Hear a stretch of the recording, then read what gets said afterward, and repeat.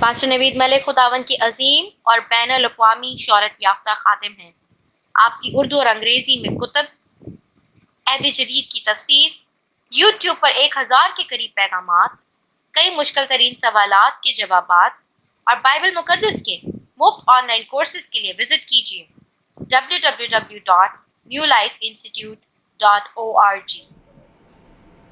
خداوند یسوع مسیح کے مبارک ترین نام میں، جس کے نام میں قدرت اور فتح ہے، جو صاحب اختیار ہے اور دشت و صحرا میں ندیاں جاری کرتا اور اپنے بڑے عجیب کام اور معجزات کرتا ہے، وہ جس نے میری اور آپ کی مخلصی کے لیے، نجات کے لیے خود اپنی جان دے کر دام چکایا ہے، اس خداوند کے بزرگ اور قدرت والے نام میں آپ تمام سامعین و ناظرین کی خدمت میں آداب بجا لاتا ہوں۔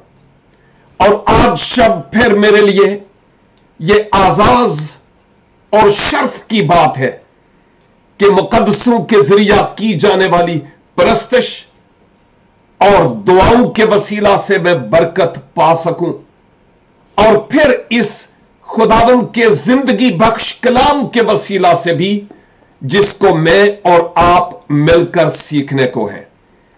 ان ساری باتوں کے لیے ساری عزت اور سارا جلال خداوند اپنے خدا کو دیتا ہوں۔ عزیزو، اس وقت ہم زبور 65 کا مطالعہ کر رہے ہیں، 65 سام، زبور 65 کا مطالعہ کر رہے ہیں، اور ہم نے پہلی 6 آیات پر اس سے پیشتر غور کر لیا ہے۔ آج میں 7ویں آیت سے 13ویں، یعنی اس زبور کی جو آخری آیت ہے، اس تک آپ کے ساتھ مل کر چلوں گا اور سیکھوں گا بھی۔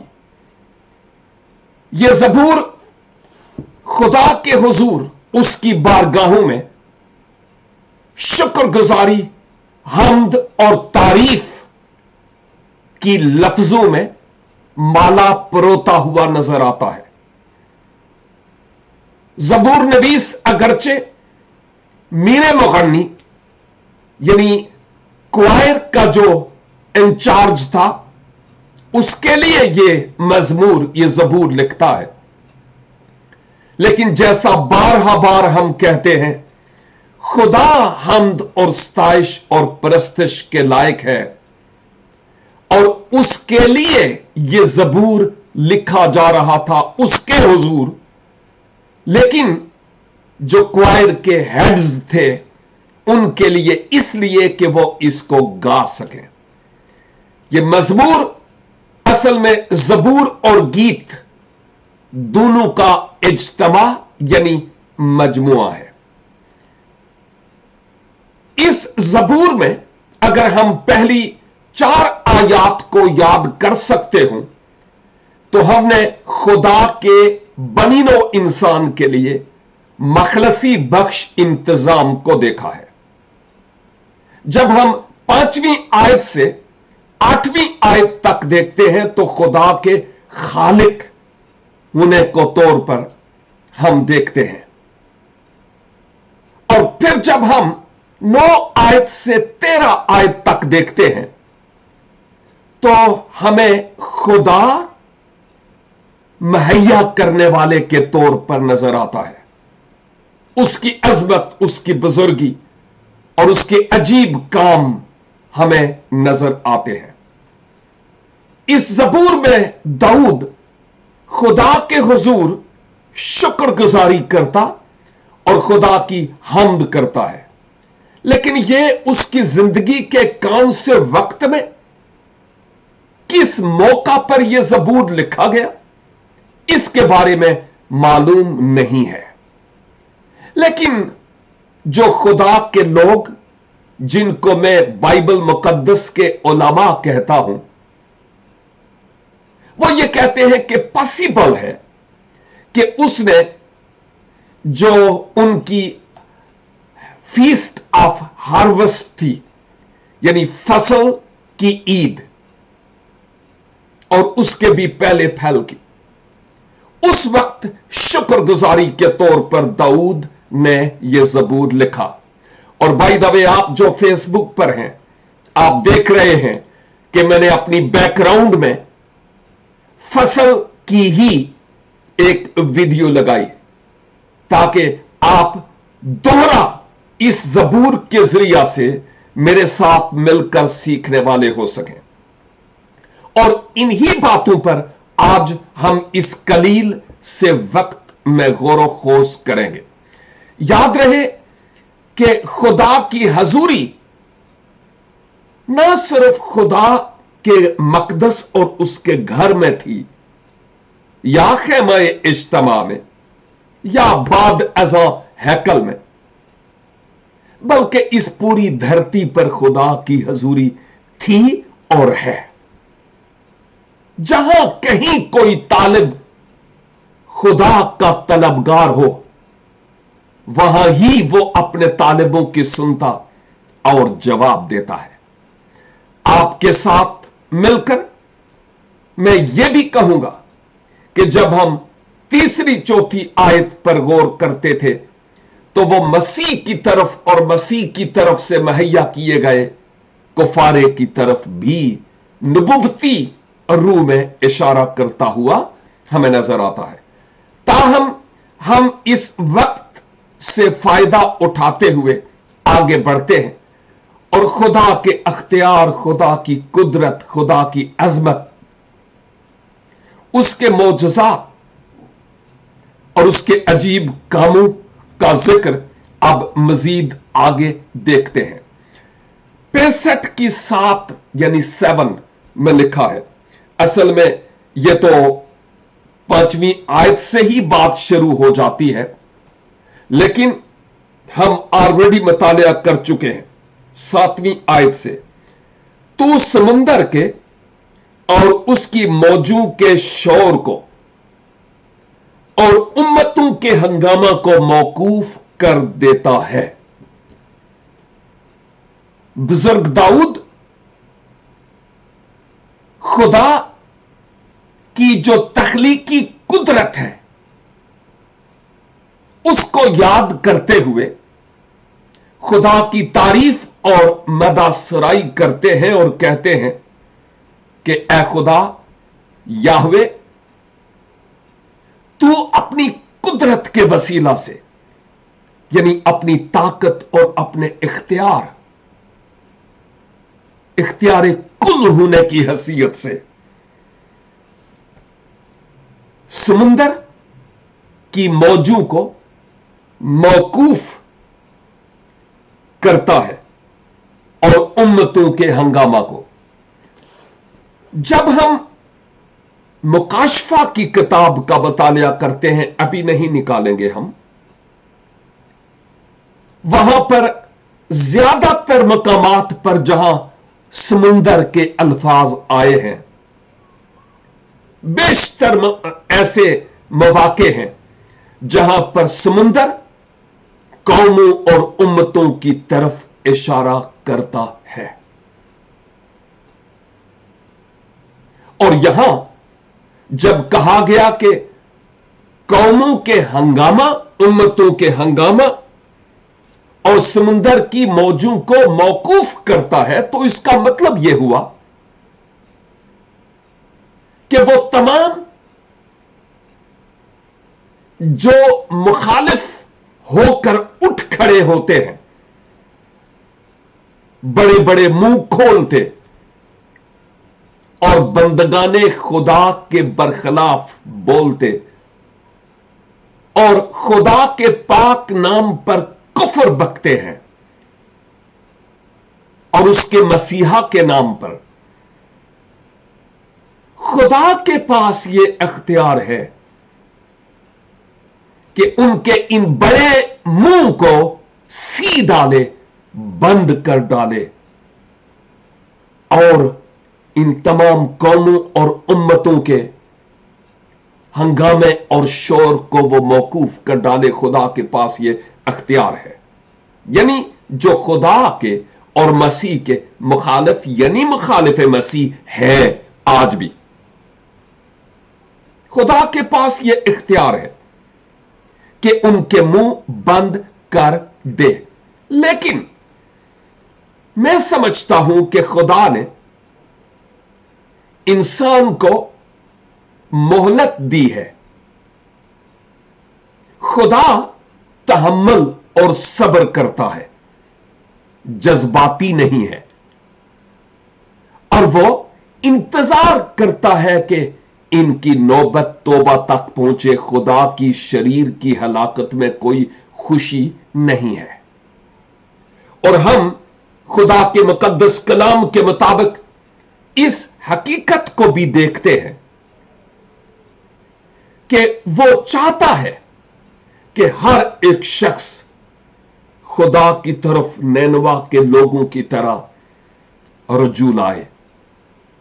वो तहम्मुल करता और सब्र करता है।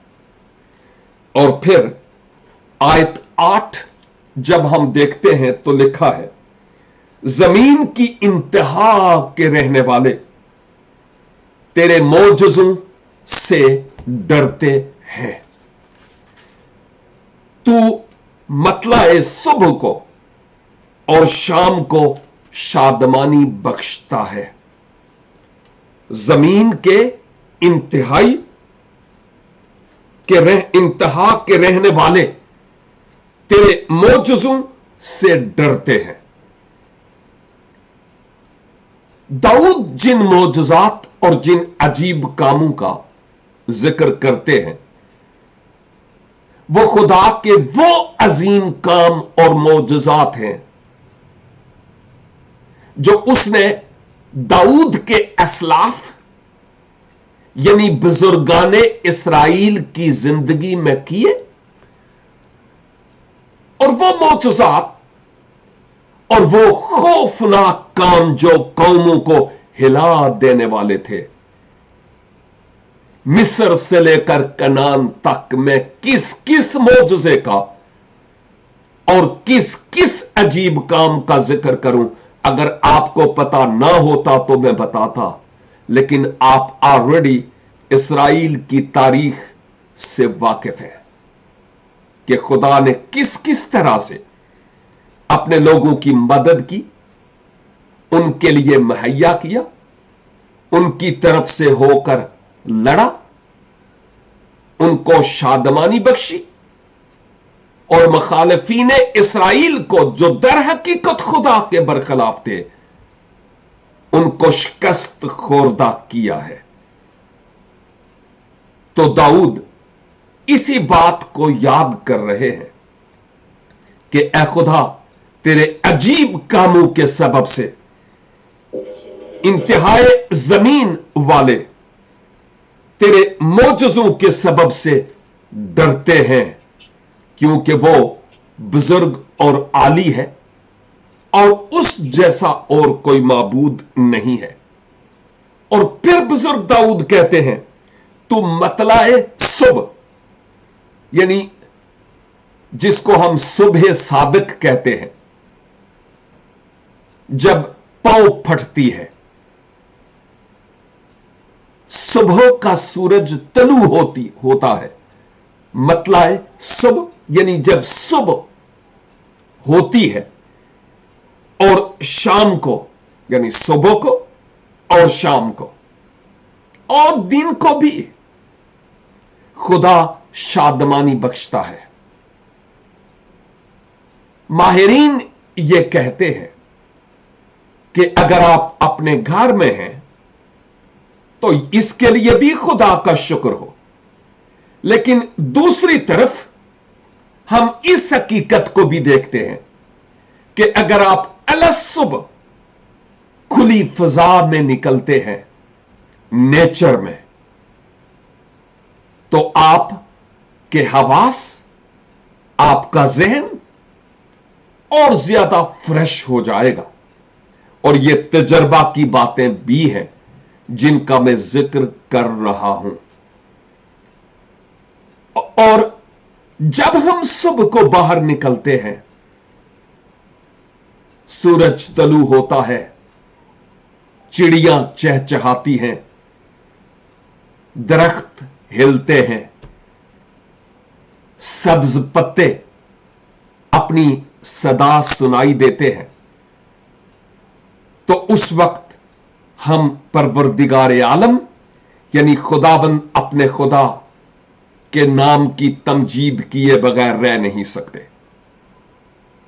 नेचर में हमें खुदा की अजमत, खुदा की कारीगरी नजर आती है और इस नेचर के सबब से खुदा के लोगों को शादमानी और खुशी मुयस्सर आती है। आयत 9 से मैं आगे बढ़ता हूं। तो जमीन पर तवज्जो करके उसे सैराब करता है, तू उसे खूब माला माल कर देता है। खुदा का दरिया पानी से भरा है। जब तू जमीन को यूं तैयार कर लेता है तो उनके लिए अनाज मुहैया करता है। अब दाऊद की निगाह बंजर जमीन और खेतों पर पड़ती है और फिर फौरन उसके ज़हन में एक और इमेज आती है कि बंजर जमीन होती है, लेकिन जब खुदा आसमान से बारिश बरसाता है, जमीन सैराब होती है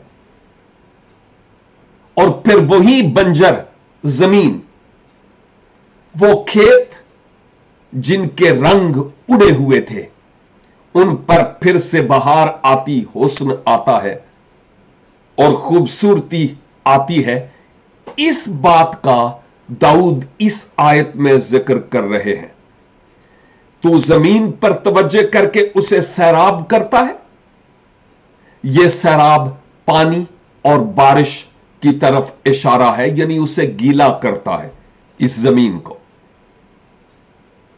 दरियाओं के पानी से भी और मुख्तलिफ और तरीकों से भी।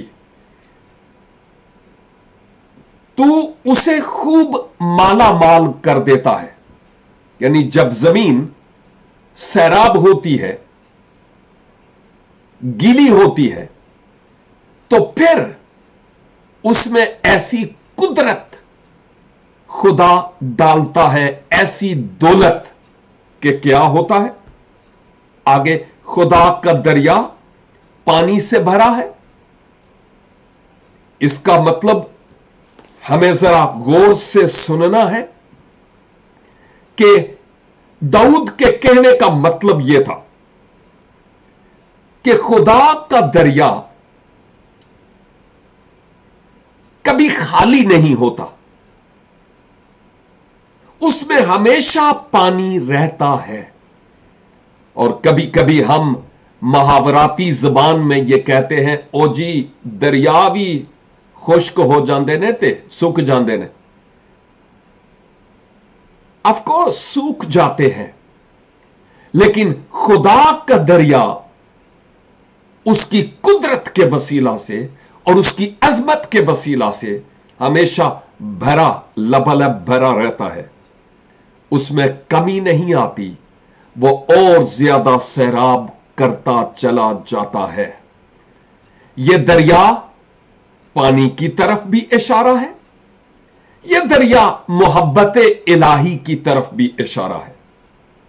यह दरिया खुदा की तरफ से प्रोविजंस यानी हमारी जरूरियात के बहम पहुंचाने की तरफ भी इशारा है। यह खुदा की शादमानी, निजात, मखलसी और मुआफी की तरफ भी इशारा है। यह दरिया कलवरी से बहते हुए लहू के चश्मा की तरफ भी इशारा है। जो कोई उसमें गोताजन हुआ वो माला माल हो गया। हम खुदा के इस बहते हुए दरिया के लिए शुक्र करते और उसकी तारीफ करते हैं। और फिर इसी आयत के इख्तितामी हिस्सा में, जब तू जमीन को यूं तैयार कर लेता है, सैराब हो जाती है, जरखेज हो जाती है, तैयार कर लेता है। इसमें फुल प्रिपरेशन खुदा की तरफ से है। तो उनके लिए अनाज मुहैया करता है। किन के लिए? कौमों और उम्मतों के लिए। जब हम अगली आयात में भी देखेंगे तो यहां एक ही कंसेप्ट, एक ही तसव्वुर, एक ही ख्याल, एक ही सोच मिलती है कि जो कुछ करता है वो खुदा करता है। और बाय द वे, दाऊद के कहने का यह मतलब हरगिज नहीं था कि जो इंसान हैं या जो लोग हैं वो हाथ पर हाथ रख कर बैठे रहें और खुदा ही सब कुछ करेगा। नो, वो इंसानी मेहनत की बाबत यह नहीं कहता कि वो किसी काम की नहीं है तो, लेकिन इस वक्त वो खुदा की तरफ देखता है। क्योंकि हम जब जबूर 127 में जाएंगे तो हम देखेंगे कि जबूर नवीस कहता है, ए खुदा अगर तू ही घर ना बनाए तो बनाने वाले की मेहनत अब से। अगर खुदा ही जमीन पर अबर ना बरसाए, औस ना पड़े, निम आलूद हवा न चले,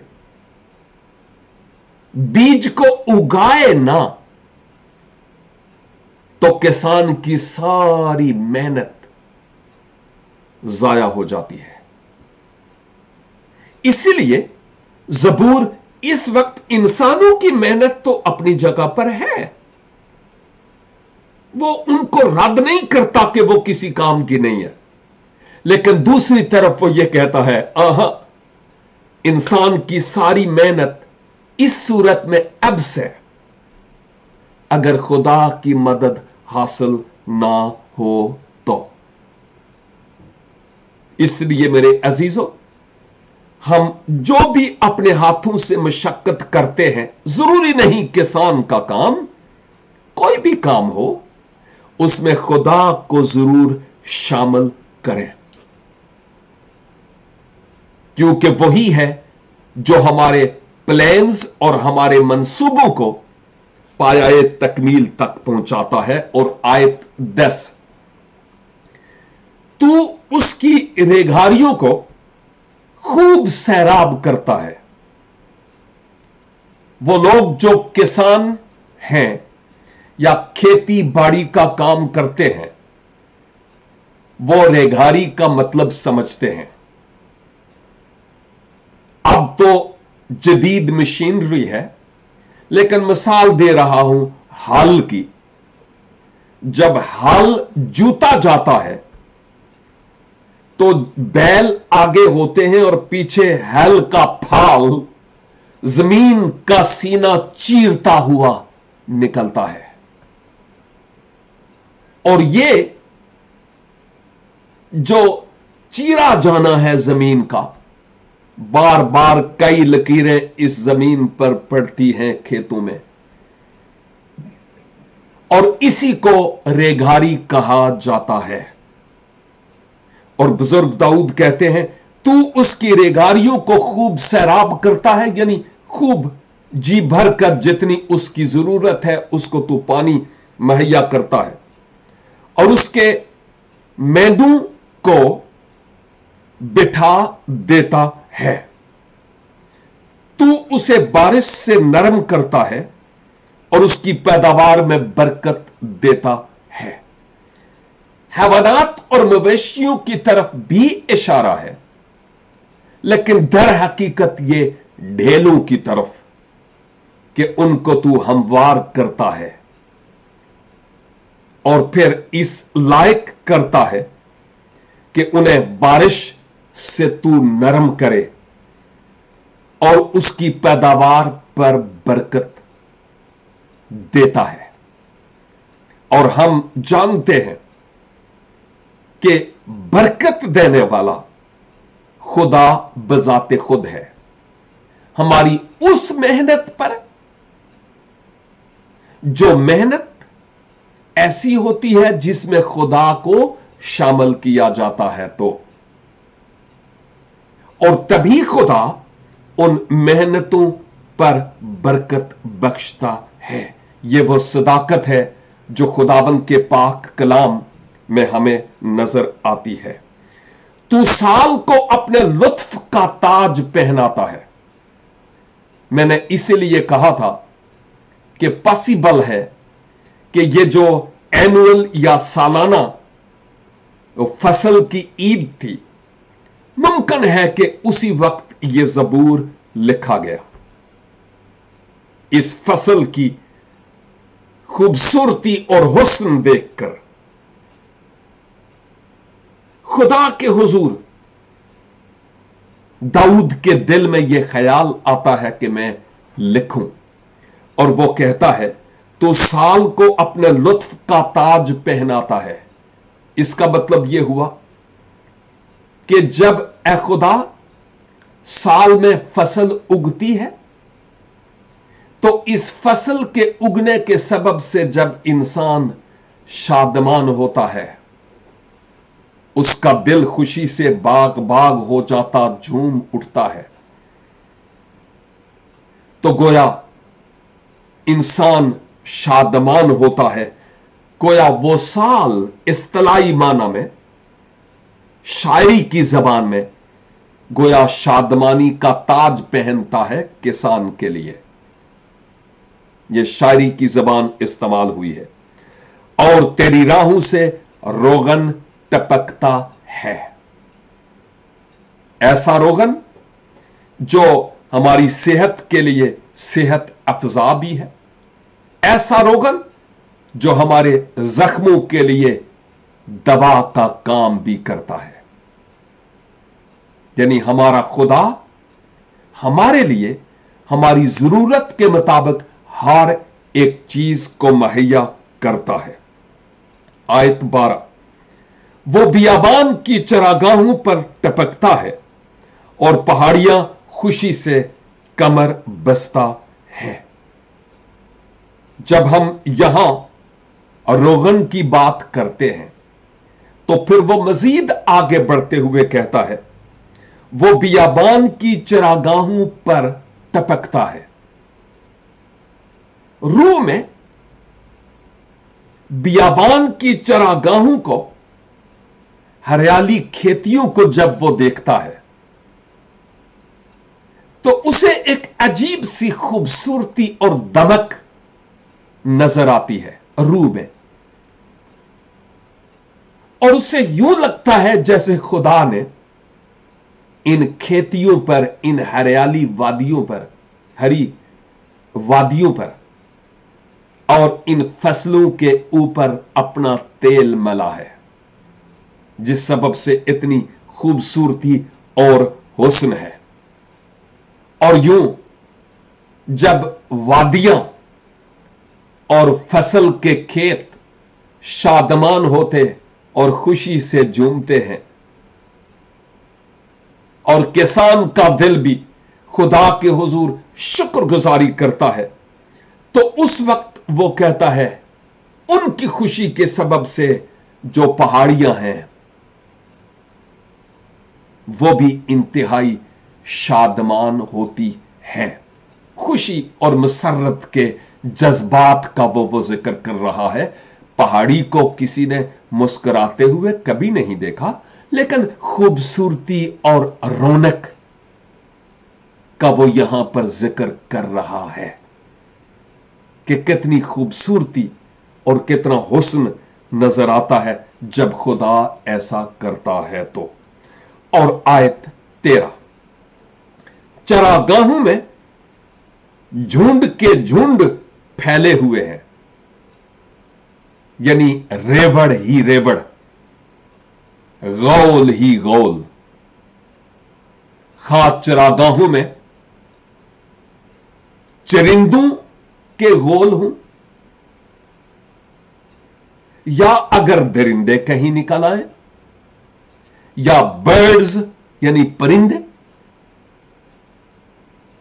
वो ये सब कुछ अपनी निगाह में रखते हुए कहता है गोल के गोल और झुंड के झुंड नजर आते हैं इन चरागाहों में, लेकिन चरागाह ज्यादातर घास वाली जगह को कहा जाता है, इसलिए यह ज्यादातर इशारा उन हैवानात की तरफ है, मवेशियों की तरफ है जो चारा खाते हैं।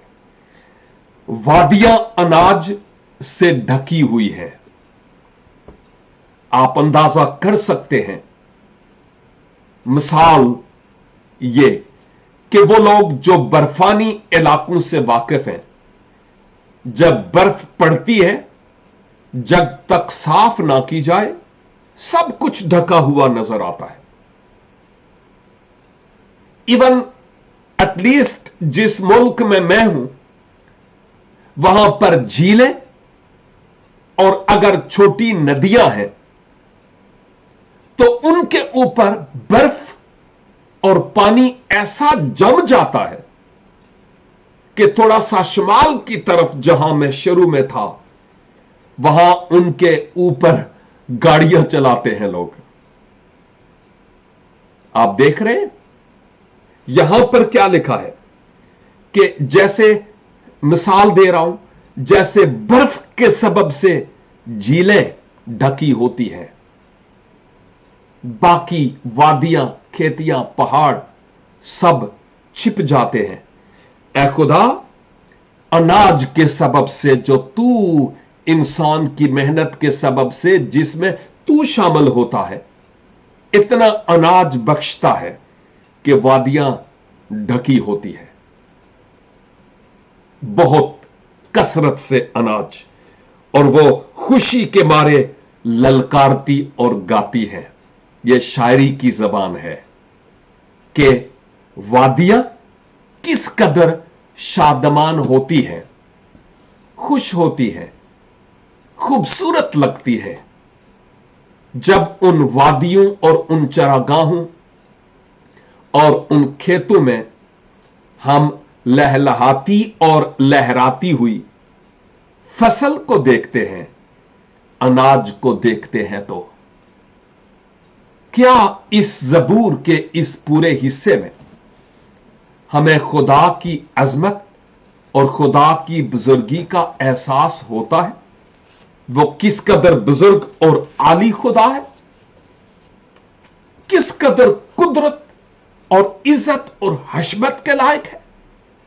बुजुर्ग यसाया इसी बात को यूं बयान करते हैं, यसाया 55 और उसकी 10 और 11, क्योंकि जिस तरह आसमान से बारिश होती और बर्फ पड़ती है और फिर वो वहां वापस नहीं जाती बल्कि जमीन को सैराब करती है और उसकी शादमानी और उसकी शादाबी और रोयदगी का बायस होती है, ताकि बोने वाले को बीज और खाने वाले को रोटी दे, उसी तरह मेरा कलाम जो मेरे मुंह से निकलता है होगा, वो बेअंजाम मेरे पास वापस ना आएगा, बल्कि जो कुछ मेरी ख्वाहिश होगी वो उसे पूरा करेगा और उसका काम और उस काम में जिसके लिए मैंने उसे भेजा मुअस्सर होगा। अजीज भाइयों और बहनों, वो कौन कौन सी खुदा की नेमतें हैं जिनके लिए हम शुक्रगुजारी ना करें, जिनके लिए हम खुदावंद की तमजीद ना करें। लाजिम है कि उसकी तमाम अनायात, उसकी कुदरत और उसके मौजज़ात और उसके साइंस एंड वंडर, निशान और अजीब काम और जो कुछ हम इस दुनिया में देखते हैं वो मेरे लिए और आपके लिए है। आए हम उस सब कुछ के लिए खुदा का शुक्र अदा करें। जब हम हाथ में ब्रेड रोटी लेते हैं, कभी सोचा कि ये इंसान की मेहनत का ही नतीजा है या खुदा की दस्त अंदाजी का? और कितनी बार हम उसके लिए खुदा का दिल से शुक्र करते हुए उस रोटी को हम खाते हैं, सोचना है। और अगर ऐसा होगा तो हमारे मटके से कभी आटा खत्म नहीं होगा और हमारी कुप्पी में से तेल जाता नहीं रहेगा। खुदावंद मुझे और आपको परवरदिगार आलम के हुजूर, याहवे खुदा बाप के हुजूर शुक्रगुजारी करते रहना और अपने हर काम में उसको शामिल करते रहना का फजल अनायत फरमाए, ताकि फिर हमें रुपए पैसे और खाने पीने की किल्लत ना हो। मैं आपके लिए मुख्तसर सी दुआ करना चाहता हूं। रब्बुल अफ़वाज, लश्करों के खुदा, मैं दिल की गहराइयों से ममनून हूं कि आप अजीम तर खुदा हैं और आप जैसा कोई और माबूद नहीं है। हमारे लिए इस बंजर जमीन को आप सैराब करते हैं और इससे इंसानी मेहनत को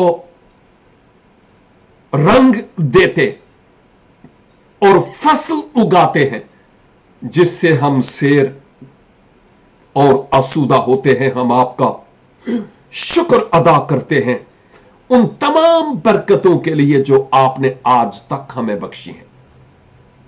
बस ए खुदावन, अपनी कुदरत के वसीला से मेरे और मेरे इन तमाम सामईन और नाजरीन की खिदमत में जहां कहीं अभी तक जमीन बंजर है रूहानी तौर पर,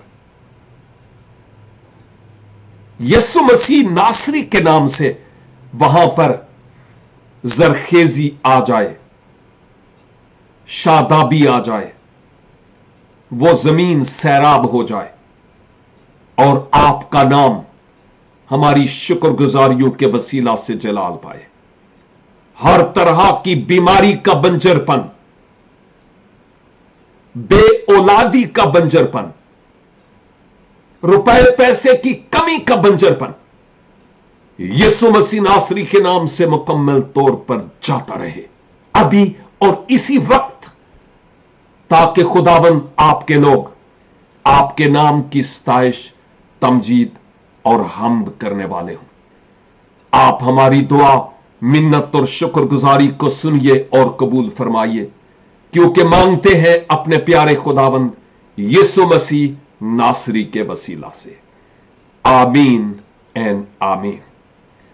गॉड ब्लेस यू ऑल। फिर मिलेंगे जब खुदावंद की पाक और मुकद्दस मर्जी होगी। तब तक के लिए खुदा हाफिज।